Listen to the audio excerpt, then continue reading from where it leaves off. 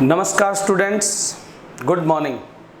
आज हम solid state का अगला पार्ट चालू करते हैं।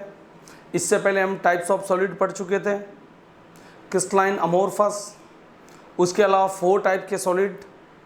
आफ्टर देन हमने यूनिट सेल के बेसिस पढ़े थे, SCC, BCC, FCC, ECC, ठीक है। और उसमें मॉलिक्यूल्स को डिटरमाइन करना भी सीख लिया था, ठीक है। का उसमें नंबर ऑफ पार्टिकल कितने हैं वो भी हमने क्या कर लिया, सीख लिया। आज अगली क्लास में चलते हैं हम, लेकिन इससे पहले क्विक रिवीजन बाय क्वेश्चंस करते हैं, ठीक है। जो आपने पहले पढ़ा है उसका हल्का सा अपन रिवीजन कर लें, ताकि हमें भली भांति ये बात पता रहे कि हमने पहले क्या पढ़ा था, ठीक है। तो चलिए देखो, सबसे पहले अपना आज का क्वेश्चन आ रहा है। आज का अपना क्वेश्चन आ रहा है, क्या क्वेश्चन है? Classify the following solid in different categories based on the nature of intermolecular force. वैसे तो मैंने सॉलिड तुम्हें 2 बताए थे, पर इंटरमोलिकुलर फोर्सेस की बेसिस पर याद होंगे 4 बताए थे आपको। कौन कौन से 4? सबसे पहले था आपका मोलिकुलर, और मोलिकुलर में भी 3 थे आपके। कौन कौन से? आप डायरेक्ट मोलिकुलर ही बोल दो, ठीक है। आपको नॉन पोलर, दूसरा पोलर और हाइड्रोजन बॉन्ड कहना कोई जरूरी नहीं है, आप डायरेक्ट आंसर दे सकते हैं मोलिकुलर, ठीक है। सेकंड था आपके पास कौन सा? मोलिकुलर के जस्ट बाद आयनिक। नेक्स्ट थर्ड था आपके पास मेटेलिक, और फोर्थ था आपका कोविलेंट। नेटवर्क फॉर्म सहसंयोजक, धात्विक, आयनिक और आणविक। चलो चारों के बारे में चर्चा करते हैं। तो सबसे पहले क्लासिफाई करना आपको क्या दिया गया है? Potassium sulphide. यहां से देखो, पोटेशियम सल्फेट। तो ये होता है आपका K2SO4। याद है टेक्निक सब बच्चों को? पहचानना तुम्हें मैंने बता दिया था पहले ही। क्या ये टूट गया बेटा प्लस में, ये टूट गया माइनस में। मतलब जब एक मेटल और नॉन मेटल से रिलेटेड चीज हो, ठीक है, आयनों में डिसोसिएशन हो, तो वो क्या होता है अपना आयनिक। तो ये हो गया आपका, या इसमें ही क्लासिफाई कर सकते हैं आप। इसी में क्लासिफाई करके रख देता हूं, रुको, ठीक है, बेटर रहेगा,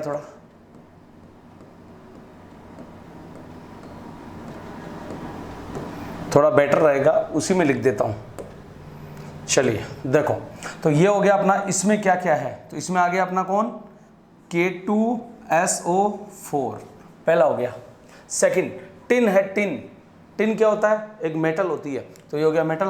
तो यहां हो गया आपका SN, ये हो गया क्या? SN। अगला बेंजीन का फॉर्मूला सबको पता है, C6H6, कार्बन आ गया। और याद करो, एक जैसे और कार्बनिक ऑर्गेनिक लंदन चले जाते हैं। लंदन किसका टाइप है? Non polar. तो मैंने आपसे पहले भी कहा था, कोई ज़रूरी नहीं है आप नॉन पोलर लिखें, ठीक है, आप डायरेक्ट भी लिख सकते हैं मॉलिक्यूलर। तो यहाँ पर ये हो गया बेंजीन आपका, इसमें बेंजीन, ठीक है, ये हो गया इसमें। नेक्स्ट अगला क्या आपके पास? यूरिया। फॉर्मूला क्या होगा? NH2C+O NH2। ये भी कैसा होगा आपका? मॉलिक्यूलर ही बनने वाला है। तो यहाँ पर ये हो गया आपका यूरिया। अगला अमोनिया और वाटर, दोनों में हाइड्रोजन बॉन्ड था, याद करो, लिखाया था मैंने आपको एग्जांपल, ठीक है। ये दोनों ही कैसे हैं? हाइड्रोजन बॉन्ड वाले हैं। और हाइड्रोजन बॉन्डेड भी कौन सा होता है? मॉलिक्यूलर होता है। तो यहाँ पर आप डाल सकते हो क्या? अमोनिया, और इधर क्या डाल दो आप? H2। नेक्स्ट अगला आ रहा आपका जिंक सल्फाइड। देखो ये पड़ा जिंक, और ये क्या आपका? सल्फाइड। जिंक सल्फाइड का फॉर्मूला हो गया ZnS। क्या फॉर्मूला बन गया इसका? ZnS। ये प्लस माइनस, Zn मेटल है और S नॉन मेटल है। Metal plus non metal ionic compound, ठीक है। तो ये बन गया आपका ZnS इसमें। अगला ग्रेफाइट, याद करो, ग्रेफाइट कार्बन का एलोट्रॉप, याद करो, नेटवर्क फॉर्म, ठीक है। तो यहाँ पर क्या होगा अपना? ग्रेफाइट या नेटवर्क नुमा, नेटवर्क फॉर्म। अगला क्या रहा बेटा? रुबिडियम क्या है? हलीना की रब से फरियाद, S ब्लॉक, तो मेटल ही होगी रुबिडियम Rb। तो मेटल किस में आता है? मेटलिक में। तो ये आ गया Rb रुबिडियम। नेक्स्ट अगला क्या अपना आर्गन। ठीक है, आर्गन क्या होगा आपके पास? ऑर्गन एक अक्रिय गैस है, इनर्ट गैस है। तो आर्गन इनर्ट और एक जैसे कहाँ चले जाते हैं? लंदन चले जाते हैं। तो यहाँ पर भी होगा आपका आर्गन, इसमें आर्गन। स्पेसिफिक पॉइंट पूछे तो बात अलग है, लेकिन सभी का आंसर आपको किस में डालने? मॉलिक्यूलर। अगला सिलिकॉन कार्बाइड SiC। तो सिलिकॉन भी किस में आ गया अपना? इसमें आ गया। मैंने तुमसे कहा था सिलिकॉन आ गया, फास्फोरस आ गया, कार्बन के सिलिकॉन आ गया, एल्यूमिनियम आ गया। ठीक है, तो ऐसी चीज़ें, एल्यूमिनियम का नाइट्राइड वगैरह, एलोट्रॉप वगैरह, वो सब किस में आएंगे अपने पास? नेटवर्क फॉर्म या कोवेलेंट में आएंगे। क्लियर है सब बच्चों को ये क्वेश्चन? नेक्स्ट अगली बात में चलते हैं। क्या बोल रहा है देखो, अगला देखो क्या बोल रहा है। Solid A is very hard. Very hard तो मैंने एक में ही लिखाया था, याद होगा, कोवेलेंट में लिखाया था आपको। ठीक है, अगला जैसे हम बात करते हैं, देखो पहला था मॉलिक्यूलर, सेकंड था अपना आयनिक, थर्ड था अपना मेटलिक और फोर्थ था अपना कौन सा? कोवेलेंट। तो ये तो होते थे लगभग सॉफ्ट, ये हार्ड होते थे, और हार्ड के साथ क्या होते थे? ब्रिटल इन नेचर के होते थे भाई। और मेटलिक कैसा था बेटा? मेटल भी हार्ड है, और लेकिन मेटल डक्टाइल्स नहीं है ना, सॉरी ब्रिटल नहीं है। वो क्या है आपके पास? मेलिएबल, और कैसी होती है आपकी? डक्टाइल्स होगी, आघात वर्धनीय और तन्य होती है, हिंदी में बात करें तो वेरी हार्ड तो कौन था? कोवेलेंट। तो क्वेश्चन तो यहीं से हो गया, जिसको ये शब्द पता था वेरी हार्ड, और वेरी हार्ड किस में आता है? कोवेलेंट में आता है। अब कोवेलेंट सॉलिड कैसे होते हैं? इंसुलेटर होते हैं। विद्युत के कैसे होते हैं? कुचालक। तो आगे पढ़ो क्या है? Electrical insulator. लो दूसरा शब्द भी मिल गया।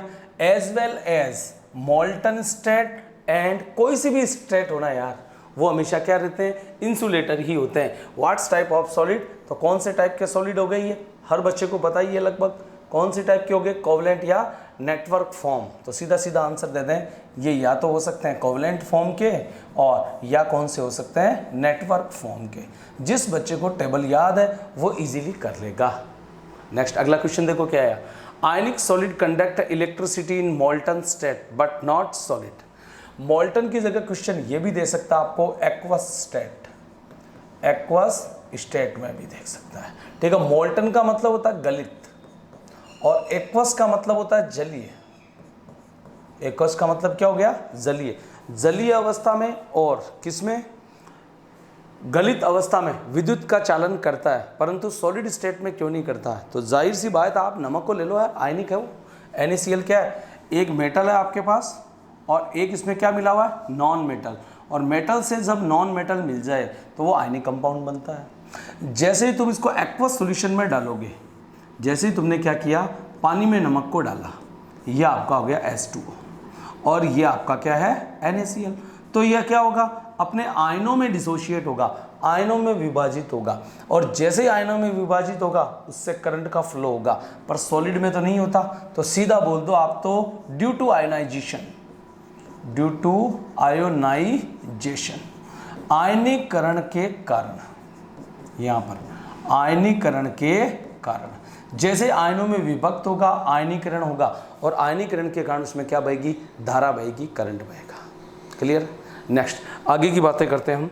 नेक्स्ट अगला, what types of solid are electrical conductor? Malleable and ductiles अभी बताया था। मेलिएबल मतलब ठोकने पर आघात वर्धनीय हो जाते हैं, आघात वर्धनीय, और डक्टाइल्स का मतलब हो जाते हैं वो तन्य सिकुड़ जाते हैं। ठीक है, वो क्लोज हो जाते हैं और वो क्या होते हैं? फैल जाते हैं। ठीक है, तो वो कौन सा होगा? 100% और ऑलवेज कंडक्टर होते हैं, तो वो कौन से हो गए आपके पास? मेटेलिक सॉलिड हो गए। कौन से हो गए? Metallic solid. सारे टाइप के क्वेश्चन बन चुके हैं हमारे पास। नेक्स्ट अगला टॉपिक हम चलते हैं पैकिंग। क्लॉस पैकिंग क्या होती है? तो देखो तुमने क्या किया, अब हम क्रिस्टल्स पढ़ रहे हैं, तो अब क्लॉस पैकिंग भी हमें पढ़ना पड़ेगा कि क्लॉस पैकिंग हमारे पास कितने टाइप की बन सकती है। तो देखो, can packed with irregular shape, irregular हो चाहे रेगुलर शेप हो, अगर हमारे पास क्लोज जैसे हम पत्थर की, ये जो आपके पास आया है, आपको ये क्या नज़र आ रहा है? बिल्कुल पास है, बिल्कुल पास ऐसा है। ठीक है, बिल्कुल पास है, और इससे क्या बनता है हमारा? जब ये बिल्कुल पास पास है तो आप यूं कह सकते हो, देखो बिल्कुल क्लोजली अटैच है एक दूसरे से, तो इसमें गैप क्या है, बहुत कम है। और यही अरेंजमेंट हमारा क्या कहलाता है, क्लोज पैकिंग कहलाता है। क्या कहलाता है, क्लोज पैकिंग कहलाएगा। ठीक है। लिविंग स्पेस जो है वो बहुत क्या रहे, लिविंग स्पेस जो है आपके पास या जो वैकेंट स्पेस है वो क्या रहे, बहुत कम रहे। तो अरेंजमेंट क्या होगा आपके पास, अरेंजमेंट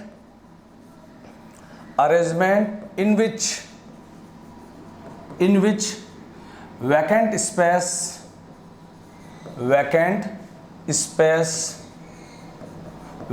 space क्या रहे आपका, बहुत मिनिमम रहे। Vacant space remains minimum. This phenomena is known as close packing. Solid का ऐसा अरेंजमेंट जिसमें खाली जगह बहुत कम रहती है, ठीक है, वो क्या कहलाता है आपका, क्लोज पैकिंग कहलाता है। देख सकते हो ये चुने हुए पत्थर है, ठीक है, आपको इसमें गैप बहुत कम नजर आ रहा होगा, और यही व्यवस्था क्या कहलाती है आपके पास, क्लोज पैकिंग कहलाती है। अब क्लोज पैकिंग जो हमारे पास बनने वाली है वो कितनी टाइप की क्लोज पैकिंग देखो हो सकती है, तो हम बात करते हैं। आज का टॉपिक है हमारा क्लोज पैकिंग, ठीक है। आज हमारा पॉइंट क्या बन रहा है, क्लोज पैकिंग बन रहा है। क्लोज पैकिंग डेफिनेशन हमने दे दिया।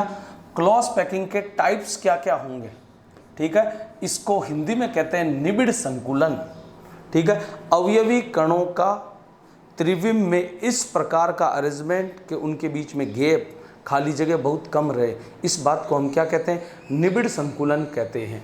यह कहलाएगा हमारा क्या, निबिड़ संकुलन। निबिड़ संकुलन यह कहलाता है तुम्हारा निबिड़ संकुलन। ठोसों का इस प्रकार का, ठोसों में अवयवी कणों का इस प्रकार का अरेंजमेंट कि खाली जगह कम बचे। अब देखो बेटा, सबसे पहले जो अरेंजमेंट होता है अपना, सबसे पहला जो अरेंजमेंट होगा उसको हम क्या बोलेंगे, one dimensional, 1D close packing. क्या हो गया आपका, 1D क्लोज पैकिंग। आप कह सकते हो किसमें, 1D में क्लोज पैकिंग, ठीक है। तो 1D में क्लोज पैकिंग कैसी होगी बताओ, देखें 1D में क्लोज पैकिंग कैसी होनी चाहिए। जैसे देखो ये वन डायमेंशन आपके पास एक दिशा है, इसमें मैंने कॉन्स्टिट्यूट पार्टिकल रखे ऐसे अरेंज किए, एक, जस्ट इसके आगे 2, जस्ट इसके आगे 3, ये 4, ये ऐसा है, ऐसे अरेंज करता गया ताकि इनके बीच में जो गैप रहे वो क्या रहे, बिल्कुल ना रहे।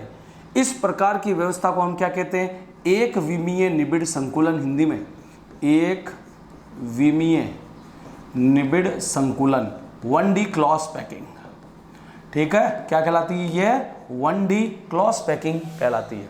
तो आप तो सीधा सीधा कहोगे एक विमीय पथ पर अवयवी कणों का इस प्रकार का अरेंजमेंट, इस प्रकार की व्यवस्था कि वे एक दूसरे को स्पर्श करें और खाली जगह न्यूनतम रहे, ठीक है।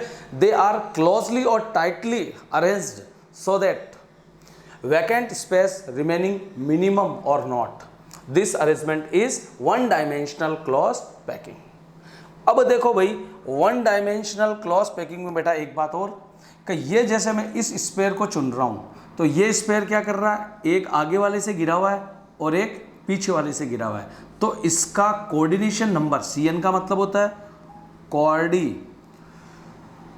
कोऑर्डिनेशन नंबर, कोऑर्डिनेशन नंबर, और कोऑर्डिनेशन नंबर का मतलब होता है समन्वय संख्या, समन्वय संख्या, इसको बोलते हैं हम कोऑर्डिनेशन नंबर। तो इसका कोऑर्डिनेशन नंबर कितना हो गया, 2 हो गया। 2 कैसे, ईच स्पेयर जो है, जैसे ये आपका गोला बना हुआ था, ये जो अपना गोला बना हुआ था, ये स्पेयर जो बना हुआ था, ये स्पेयर एक आगे वाले को टच कर रहा है, एक पीछे वाले को टच कर रहा है, तो इसका कोऑर्डिनेशन नंबर कितना हो गया, 2। कुछ बच्चे बोलेंगे सर यहाँ और यहाँ, अरे भाई इनफाइनेट तक है, इधर भी इनफाइनेट तक है, अनंत तक ये व्यवस्था है, और जब अनंत तक व्यवस्था है तो इसकी समन्वय संख्या भी कितनी रहेगी, 2। आपसे पूछ सकता है कोऑर्डिनेशन नंबर, हालांकि ये 9वें चैप्टर में पढ़ेंगे, लेकिन यहाँ अगर इसको डिफाइन करना हो तो कोऑर्डिनेशन नंबर किसे कहते हैं, तो आप यूँ कह सकते हो कि 3D में एक स्पेयर अनदर दूसरे जितने स्पेयर से कवर किया हुआ है, घिरा हुआ है, उसको हम क्या कहते हैं, कोऑर्डिनेशन नंबर कहते हैं। तो ये होगी हमारे पास कोऑर्डिनेशन नंबर। समझ आ गया। 1D क्लॉथ पैकिंग कंप्लीट हो गया, इतना ही है हमारे सिलेबस में ये। अगला देखो 2D cloth packing, 2D cloth packing, 2D cloth packing, ठीक है, 2 डायमेंशनल क्लॉथ पैकिंग। और 2D जो क्लॉथ पैकिंग होता है ये 2 तरह का होता है। पहले मैं यहां पर समझा दूं, फिर तुम्हें डायग्राम में ले चलूंगा। 2D क्लॉथ पैकिंग 2 तरह का होता है, हर बच्चे को कंसेप्ट सीख लेना है। यहां पर देखो, द्विविमीय निबिड़ संकुलन, द्विविमीय निबिड़ संकुलन, ये 2 प्रकार का। पहला होगा आपके पास स्क्वायर क्लॉथ पैकिंग। पहला कौन सा, स्क्वायर क्लॉथ, पहला हो गया तुम्हारे पास स्क्वायर क्लॉथ पैकिंग, ठीक है। तो पहला हो गया तुम्हारे पास square close packing, square close packing, square, ठीक है। दूसरा होता है आपके पास hexagonal close packing, second hexagonal close packing. तो एक तो हो गया तुम्हारे पास क्या, स्क्वायर, ठीक है, और एक क्या हो गया आपका हेक्सागन। हेक्सागन का मतलब होता है षटकोणीय निबिड़ संकुलन, षटकोणीय निबिड़ संकुलन। और स्क्वायर क्लॉथ पैकिंग का मतलब वर्ग निबिड़ संकुलन हो गया, वर्ग निबिड़ संकुलन, ठीक है। 1 मिनट, थोड़ा कंसेप्चुअल सीखो बेटा। जैसे इसमें अरेंजमेंट हो गया, ये तुम्हारे पास ऊर्ध्वाधर लाइन है, वर्टिकल, ये तुम्हारे पास हॉरिजेंटल है, ठीक है। ये क्षैतिज होगी और ये कैसी हो गई, वर्टिकल हो गई, ऊर्ध्वाधर। ये होगी आपके पास वर्टिकल और हॉरिजेंटल, मतलब ऊर्ध्वाधर और क्षैतिज। इधर भी बना देता हूँ, ये आपने बना दिया ऊर्ध्वाधर और क्षैतिज। पहले कंसेप्ट सीखो, डायग्राम अपन आगे देख लेंगे। तो इस प्रकार के अरेंजमेंट में क्या होता है, देखो ये जैसे एक पार्टिकल आया, फिर दूसरा पार्टिकल आया, फिर तीसरा आया, फिर चौथा आया, फर्स्ट लेयर आ गई। सेकंड लेयर फर्स्ट वाले के जस्ट नीचे होती है, ठीक है। जैसे जस्ट इसके नीचे ऐसे यहाँ, ये जस्ट इसके नीचे यहाँ, ये जस्ट इसके नीचे यहाँ, ये जस्ट इसके नीचे यहाँ।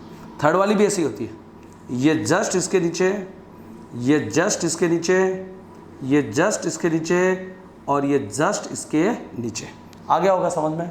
ज़रा ध्यान से देखो, तुम क्या पाओगे, तुम पाओगे कि देखो इधर भी गोले एक सिद्ध में, स्पेयर एक लीनियर पाथ पर है, और इधर भी स्पेयर एक लीनियर पाथ पर है, मतलब आगे पीछे नहीं है, आगे पीछे नहीं है। मतलब ये अरेंजमेंट हो गया, सपोज करो ए, तो ये भी कैसा हो गया ए, तो ये भी कैसा हो गया ए।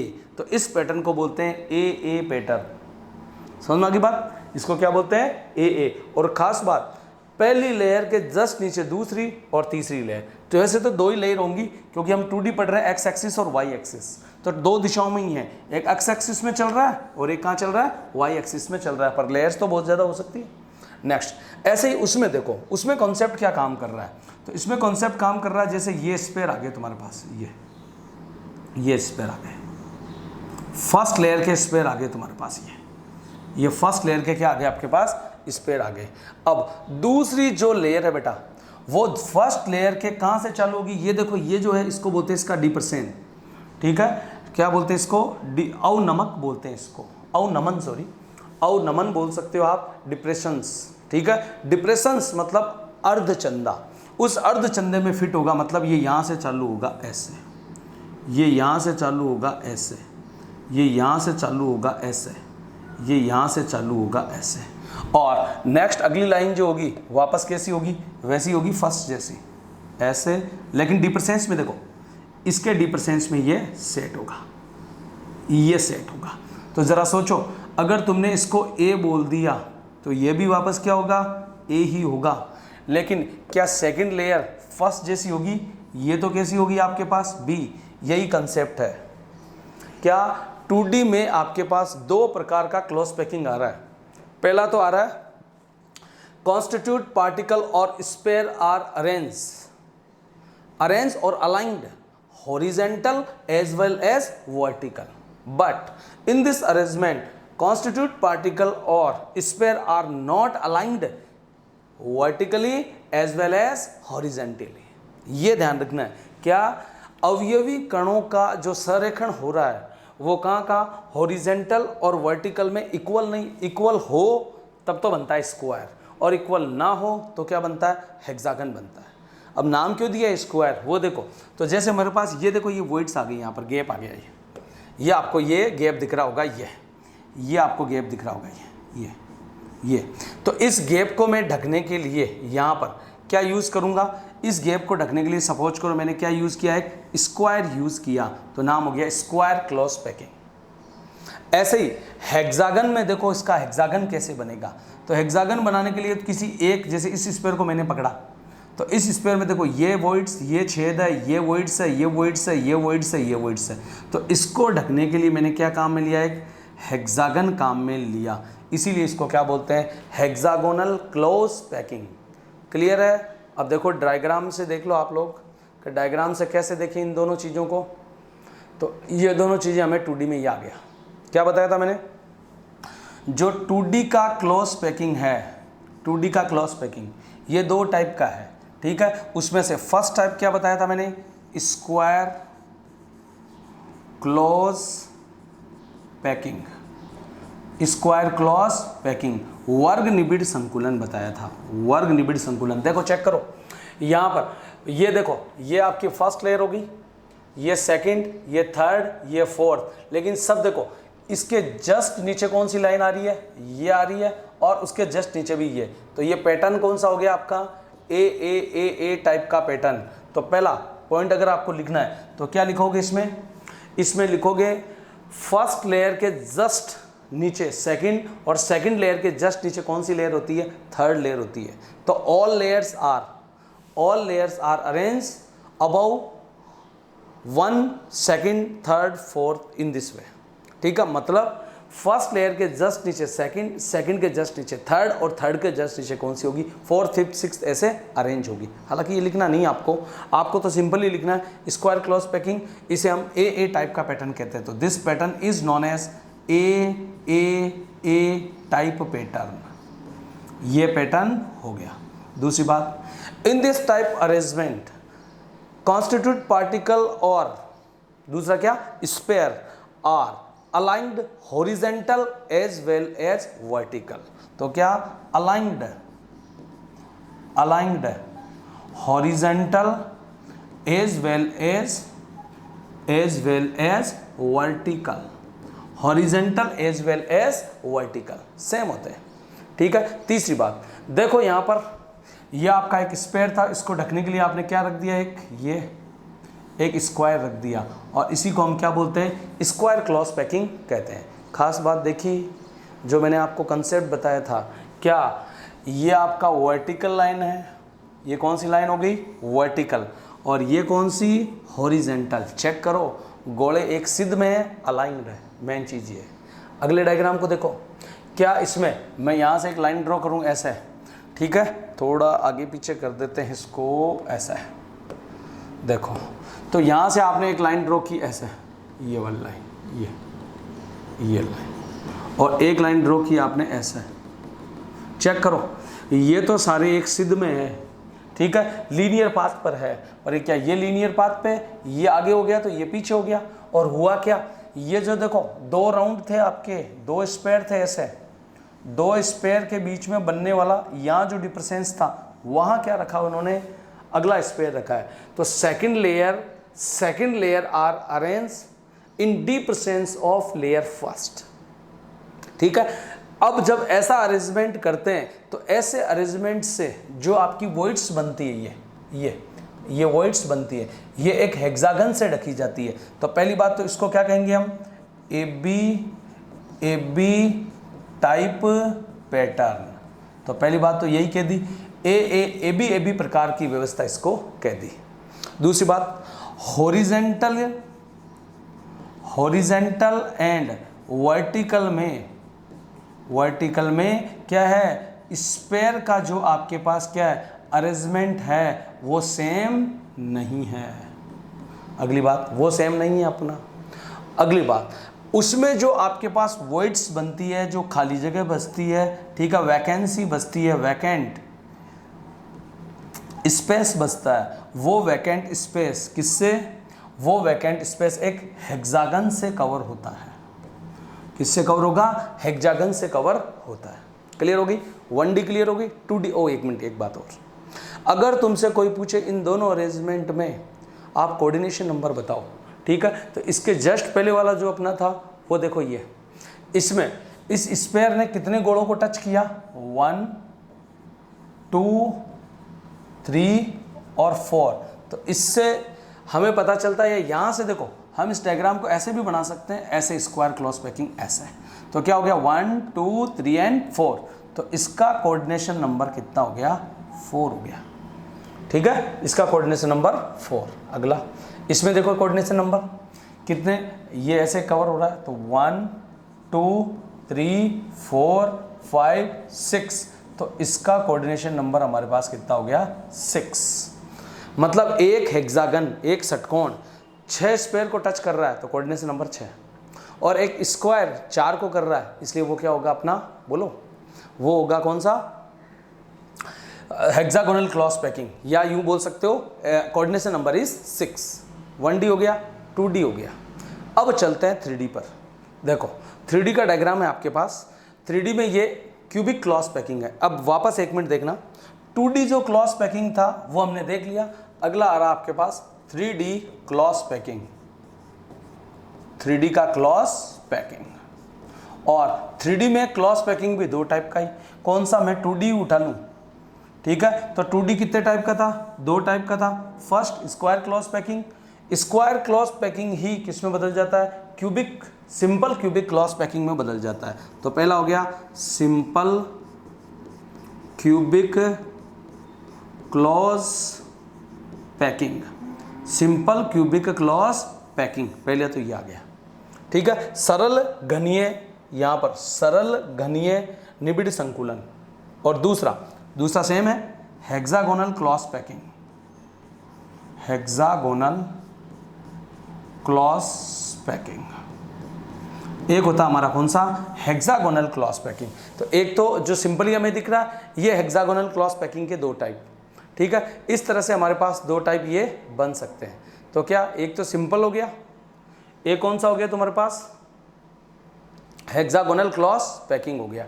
ठीक है, नेक्स्ट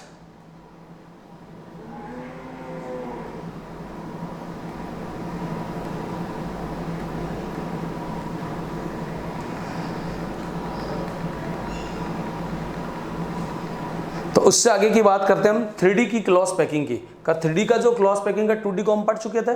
अगली बात कर रहे हैं हम किसकी? 3D क्लॉज पैकिंग की। तो देखो ये हो गया अपना 3D क्लॉज पैकिंग।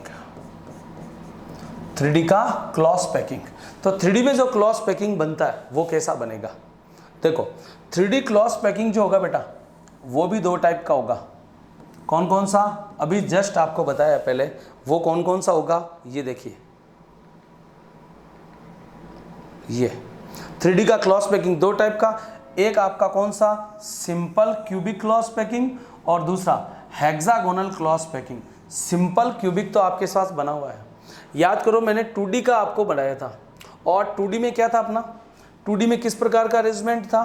कि जब कॉन्स्टिट्यूट पार्टिकल की लाइन हॉरिजेंटली और वर्टिकल एक दूसरे पर क्या होती थी? एक दूसरे के नीचे, just about the first, second and third ऐसे होती थी। तो इसमें तो 3D है, और 3D में देखो एक्स एक्सिस में भी होगा, वाई एक्सिस में भी होगा, एक्स एक्सिस में भी होगा, वाई में भी होगा, और जेड में भी होगा।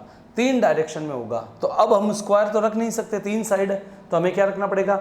एक क्यूब को रखना पड़ेगा। जैसे आप एक काम कर सकते हैं इस डायग्राम को बनाने के लिए कि आप 3 तो देखो, 4 तो आप थोड़ा इसको चेंज कर लेते हैं। देखो एक तो आप क्या करो, इनके ये जो आपके पास स्पेयर थे, स्पेयर के सेंटर ले लो। क्या ले लो आप? स्पेयर के सेंटर ले लो, ले लिए। नेक्स्ट, अब जो इनके बीच में वॉइड्स दिख रही है उनके सेंटर ले लो।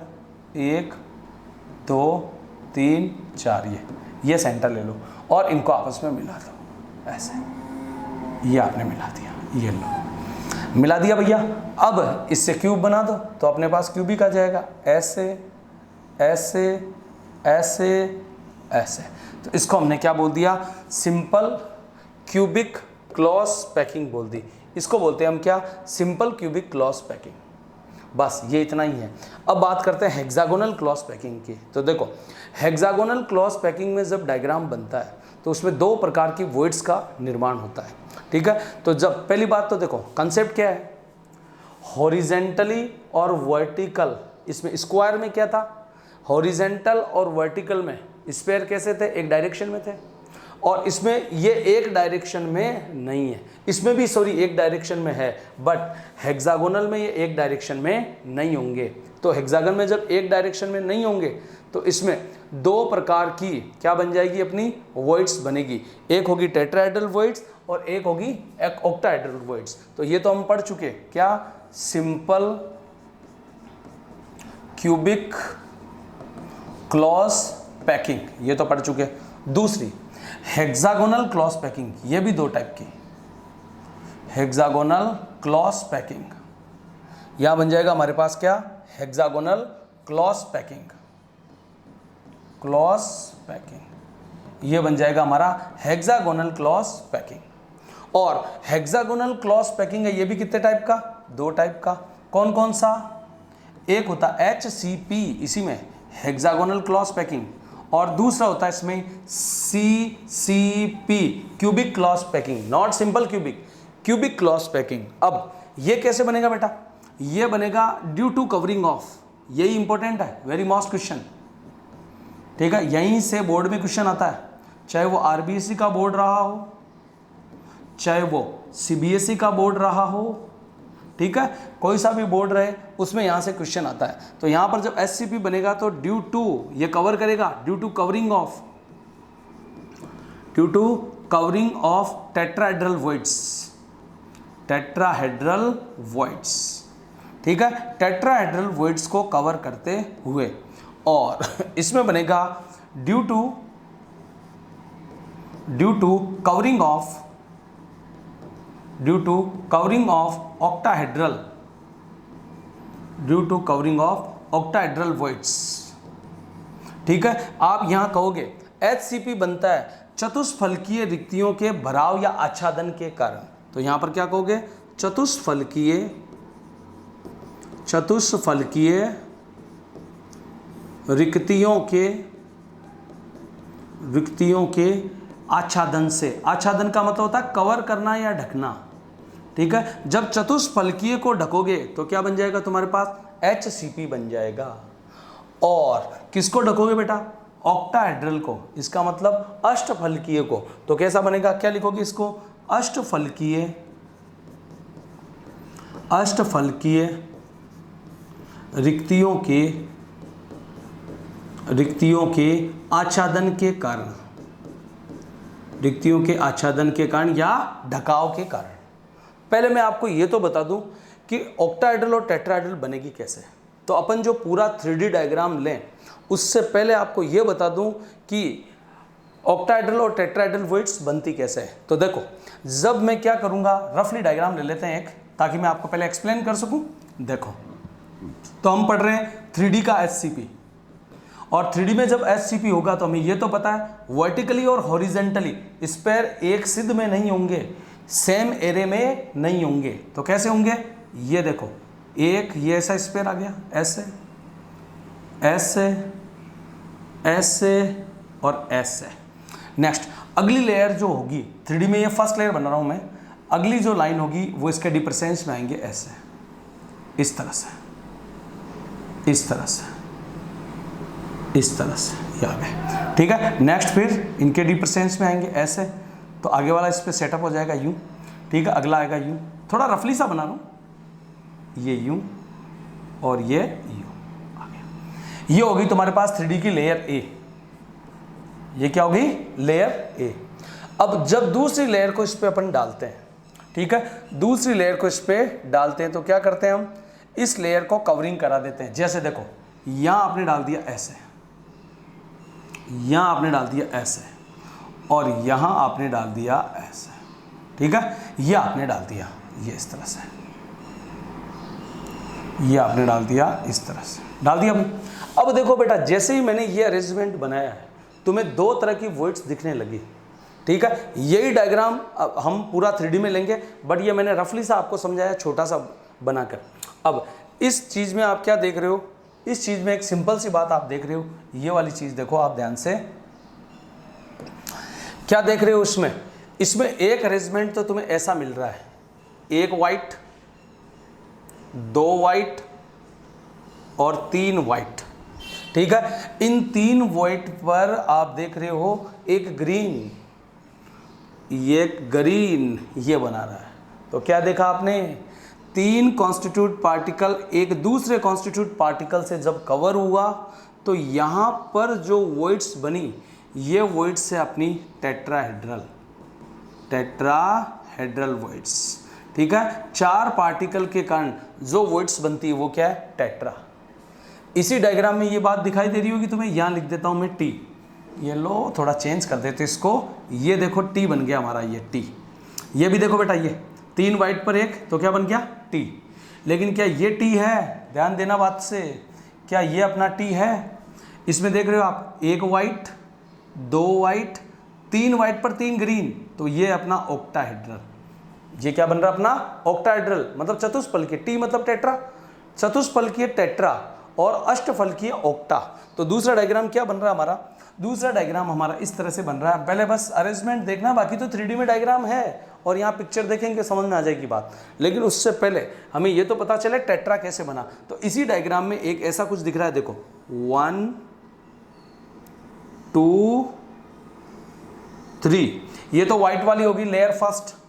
नेक्स्ट उसके ऊपर मैंने क्या बनाई, ग्रीन वाली बनाई थी लेयर सेकेंड। वो कैसी बनी थी, देखो वो लेयर बनी थी, एक स्पेयर ऐसा आ रहा है, नेक्स्ट एक स्पेयर ऐसा आ रहा है। ओ ये थोड़ा क्लीन कर देते हैं इसको, थोड़ा गड़बड़ हो गया इसमें, देखिए ये ठीक है। चलिए वापस, एक मिनट, यस ठीक है। तो आपने दूसरी कैसे ले ली, दूसरा यहाँ पर स्पेयर ले लिया ऐसे ये, और तीसरा स्पेयर आ गया यहाँ पर। तो क्या देखा तुमने, अब अगली लेयर आएगी वो क्या होगी, इसको कवर करेगी, और वो मैंने ब्लू वाली बनाई थी, तो ब्लू वाली लेयर आ गई इस पर आ गई। तो आपने क्या देखा, यहाँ जो वॉइड्स बनी है बीचों बीच, वो ऑक्टाहेड्रल होती है, वो ऐसी होती है, वो ऑक्टाहेड्रल वॉइड्स कैसी होगी, ऐसी। इसको बोलते हैं ऑक्टाहेड्रल वॉइड्स। तो ज़रा सोचो, जब आपने क्लोज पैकिंग करने की ठान ली और क्लोज पैकिंग की, तो क्लोज पैकिंग से आपको क्या मिला, जब 3D में आपने SCP बनाया, मीन्स कॉन्स्टिट्यूट पार्टिकल की लेयर को हॉरिजेंटल और वर्टिकल तुम एक डायरेक्शन में नहीं रख पाए, तो दो प्रकार के उसमें वॉइड्स बन गए। एक वॉइड्स बन गया अपना टेट्रा, जो कुछ ऐसा होता है, क्यों बनता है, when 3 constitute particle covered by a another constitute particle. जब तीन अवयवी कण एक अन्य अवयवी कण से क्या होते हैं, सराउंडेड हो जाते हैं, घिर जाते हैं, तो हमारे पास क्या बनता है, टेट्राहेड्रल वॉइड्स बनता है। और ऐसे ही जब 3 कॉन्स्टिट्यूट पार्टिकल अनदर 3 से कवरिंग करते हैं, तो वो क्या बनता है, हमारा ऑक्टाहेड्रल वॉइड्स बनता है। ये 3 पर 1, तो इसका कोऑर्डिनेशन नंबर कितना हो गया, 4। ये 3 पर 3, तो इसका कोऑर्डिनेशन नंबर कितना हो गया, 6। तो ये तो हो गया 4 और ये क्या हो गया, 6 हो गया, ठीक है। तो अब इनको कवर करना पड़ेगा, तो कितने जाल डालोगे, कवरिंग के लिए कितनी प्लेटें डालोगे, 2 प्रकार की प्लेटें डालोगे। एक तो किसके कारण, टेट्राहेड्रल को कवरिंग करने के लिए, तो मैंने आपसे यही कहा था, ये देखो चतुष्फलकीय रिक्तियों का आच्छादन, क्या, कवरिंग ऑफ टेट्राहेड्रल वॉइड्स। और दूसरा क्या बेटा, कवरिंग ऑफ ऑक्टाहेड्रल वॉइड्स। तो जब इसको कवर करने के लिए प्लेट डालोगे तो उससे बनेगा क्या, HCP, और इसको कवर करने के लिए डालोगे तो क्या बनेगा, CCP। यहीं तक इस स्ट्रक्चर को आप अध्ययन करो, नहीं तो थोड़ा कॉन्जुगेटेड हो जाएगा, कॉम्प्लेक्ट हो जाएगा लेक्चर, ठीक है। छोटे छोटे लेक्चर के माध्यम से यहीं तक आप एक बार पढ़ो। धन्यवाद।